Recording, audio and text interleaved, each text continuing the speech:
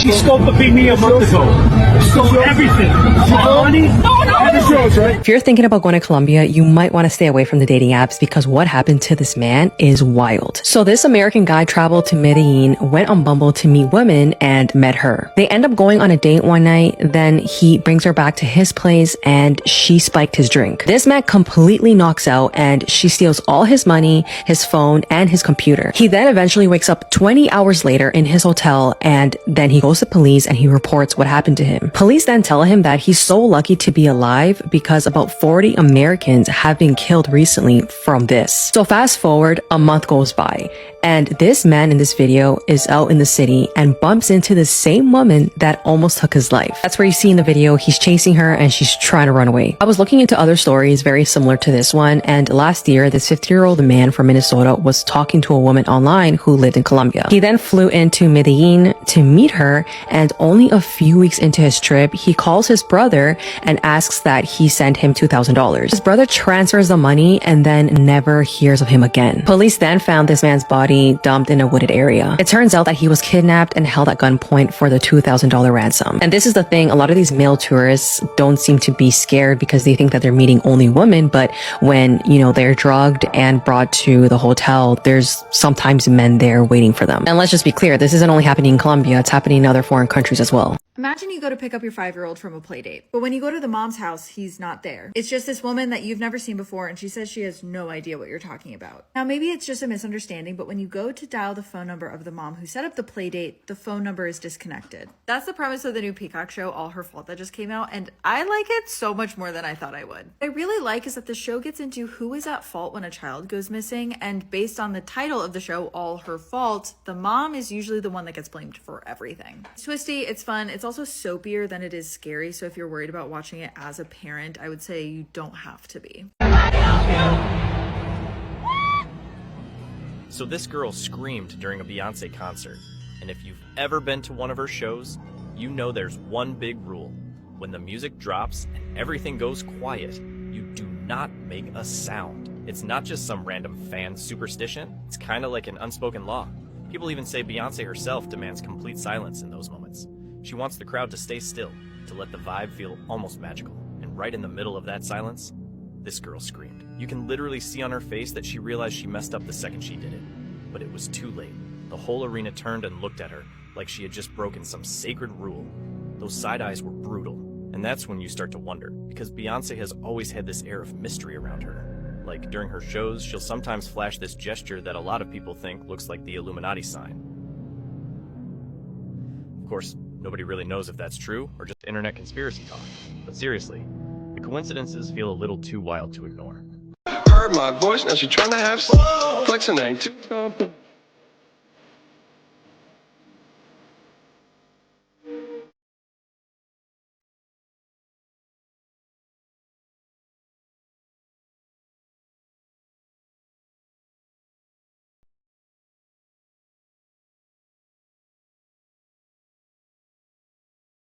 These two killed a pregnant teen and cut the baby out of her womb and took it for themselves.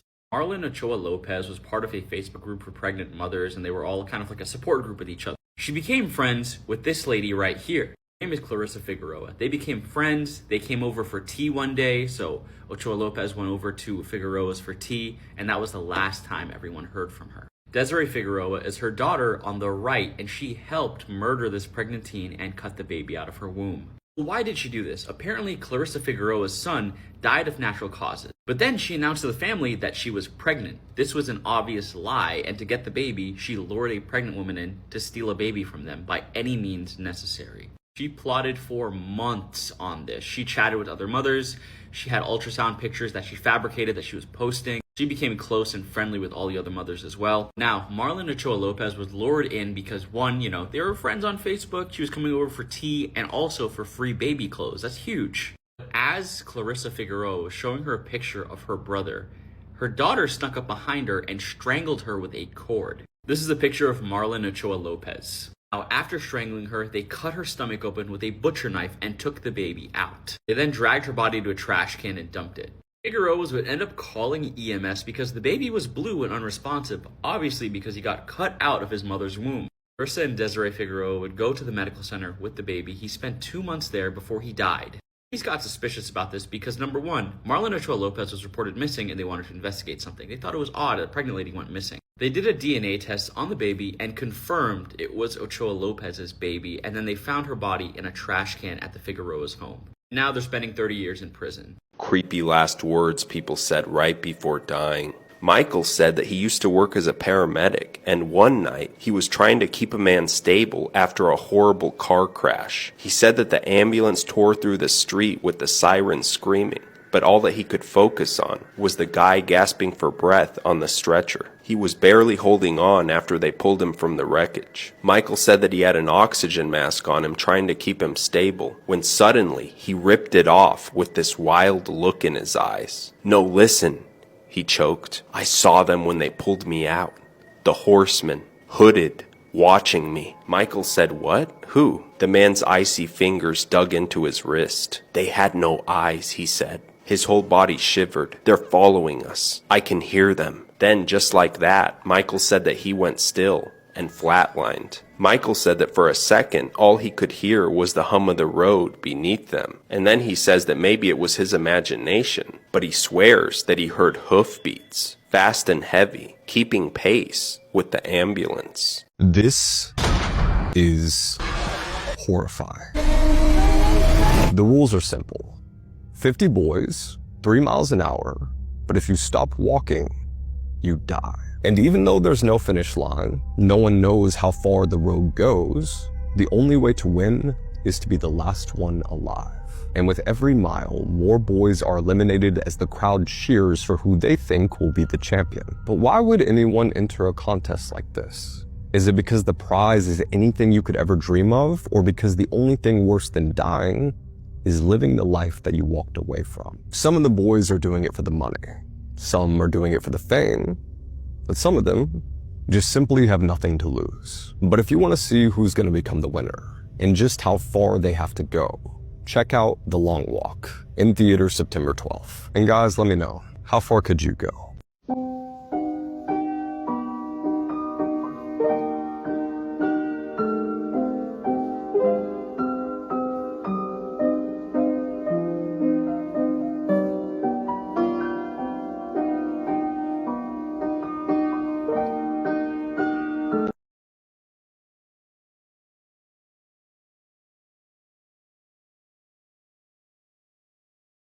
Skinwalkers are back.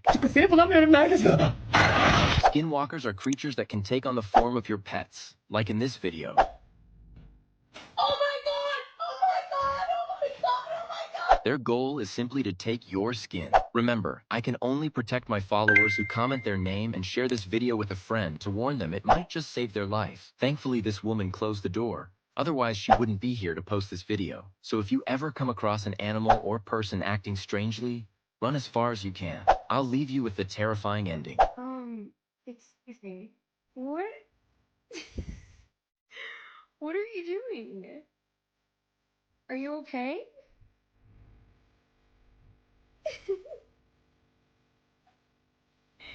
Do you need help?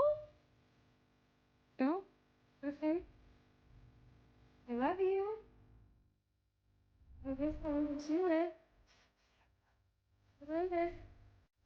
This furniture store in Texas received the weirdest and most creepiest order, which led to the arrest of a man who was planning on kidnapping multiple children. This older man walked into a furniture store in Fort Worth and asked the employees if they carried triple bunk beds and if he could fit at least 3 kids in each bed. He said that in total, he wanted to fit at least 36 kids in these beds. Now, right away, these employees thought, okay, this is a weird request, but then thought maybe this man had a lot of grandkids or he was furnishing an Airbnb. Nevertheless, they took down his information. The workers decided to look up this man's name just in case. And when they searched Emery D. Gardner, of course, he was a sex offender. His record shows that in 2005, he was charged with essaying a child and was released in 2015. Now guys, this is where things get even more disturbing. So these employees decided to search up where he lives, and you can't tell me that this doesn't look suspicious. This man's house has bars on all his windows, on the front of the house, the back of his house, and he even has an additional fenced area covering the house. Apparently, there was another sex offender that lived in the same house with Emery, and people think that this was a more than one-man operation. People in that area also mentioned that there's a school literally located down the street from this house, which is so terrifying to even think about. This furniture store employee even went as far as going to his house to see it in person, and he described it as being super eerie. They did call police and Emery was arrested. They didn't disclose what he was arrested for, but I'm thinking they most likely found something. This is why you should never walk home alone at night. One night, a girl was at a nightclub with her friends. They were drinking and dancing the entire night. Her and her friends decided to leave at around 3 a.m., so she said goodbye and began to go home. But she couldn't find a taxi, so she decided to walk home. As she was walking, it was pitch dark out, and she thought she heard something moving in the bushes, so she began to walk faster. Suddenly, a man jumped out from behind a bush and blocked her path. His face was hideous. She tried to run, but he cornered her and grabbed her arms. The girl was screaming for her life and begging him to let her go. But the man's deformed face twisted into a creepy grin. The man then said to her, "Do you want death or smiley face?" She cried out, "Please just let me go." But the man said death or smiley face again. The girl didn't know what he meant, so she replied, "Smiley face." The man then pulled out a knife and sliced the corners of her mouth, all the way up to her ears. Now she had the same deformed smile as the man. Here's some stuff you probably didn't know about The Shining. The director Stanley Kubrick kept the actress Shelley Duvall completely isolated and told the rest of the cast to completely ignore her and never compliment her. Kubrick would often tell her that she was wasting everyone's time on set and that all of her ideas and suggestions were worthless. She was also forced to perform the iconic baseball bat scene 127 times. Her shaking hands and red puffy eyes are the result of genuine crying, and after they were done filming, she showed clumps of her own hair that had fallen out. She claimed that she would cry for up to 12 hours a day and eventually run out of tears completely. The iconic door scene took 3 whole days to film and used nearly 60 doors. It was mainly improvised and Duvall had no idea what the scene was about. Because of this, her panic screams are actually real terror as Jack Nicholson tears down the door. It is even rumored that her desperate cries of "Please Jack" are aimed at the actor and not the character.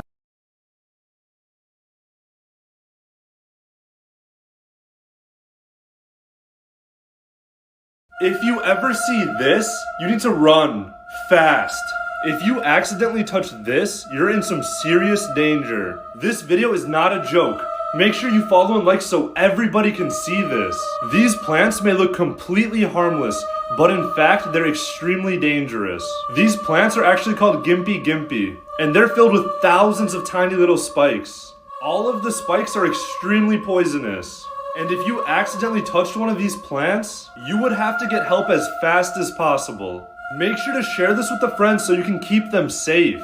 Scientists taught animals how to use money, and they started race wars, gambling, and even paying females for lovemaking. The evil things that they did with the coins prove how similar humans and animals truly are. Gray parrots and monkeys are the smartest animals on the planet. Researchers gave each animal the same amount of small metal coins per day, and slowly taught them that they were valuable by trading them for food and toys. After a while, they started giving each monkey and parrot different amounts of coins per day to simulate income inequality. This made some animals very rich, while some had almost nothing and ruined the entire society. Some animals did share their coins with friends and family, trying to make sure that they could all eat, but some animals were truly greedy. The richest created casino-like games where they ruthlessly took as much money as they could from the other animals. Some of the smarter ones came together and combined their daily coins together and made a family budget so that they could all eat together every day. Then the most insane thing happened that caused the entire experiment to be shut down. The monkeys started paying to make love with each other, which made the most beautiful monkeys very, very rich.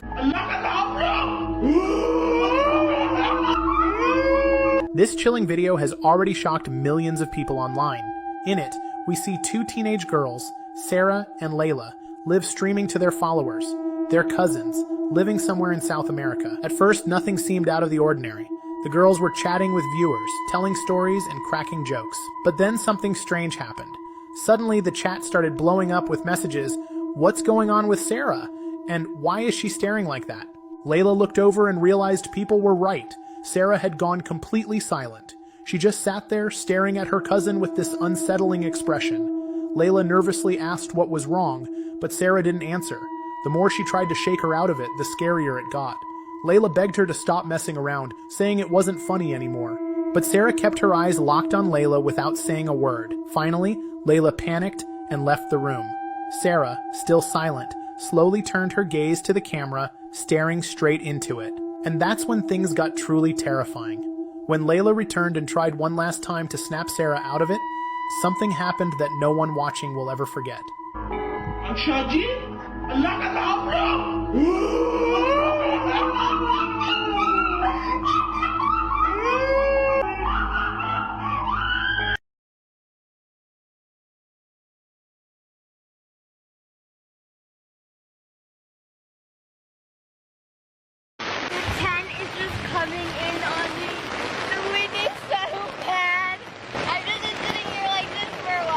This is YouTuber Gabby Petito, and her death is about to spark a manhunt that is about to grip the nation. Gabby was a young, vibrant, creative 22-year-old who above everything else was in love. Along with all these things, Gabby also loved to travel very much, and she actually documented a lot of her life on her YouTube channel where she would be traveling in her van life with her fiance, Brian. But behind these curated images and clips that we got to see online, something much darker was boiling over.